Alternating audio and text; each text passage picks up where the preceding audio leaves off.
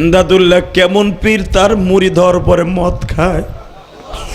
তোর কারণে আমার মুরিদদের বদনাম করতে রাজি না। তুই যখন বলছর সবচেয়ে মদ খাওয়ার গুনাহটা তোর কাছে দামি, আমি তোরে বিদায় করে দিয়া যায় নামাজে বসছি। যায় নামাজে বসে আমার মাওলারে ডেকে ডেকে বলছি, মাওলা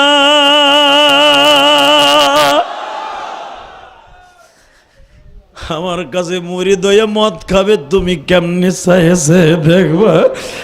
হাজী ইমদাদুল্লাহ মাহাজের মাক্কির জীবনের কোন আমল যদি কবুল হয়, তার ওসিলা দিয়ে বলছি তুমি এই চেয়ারম্যান রে ভালো করে দাও। আমি নিয়ত করছি তুই আসার আগ পর্যন্ত এই দরজা খুলব না।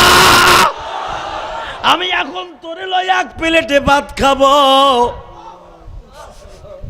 চেয়ারম্যান কাম দেয়ার কয় হুজুর আপনি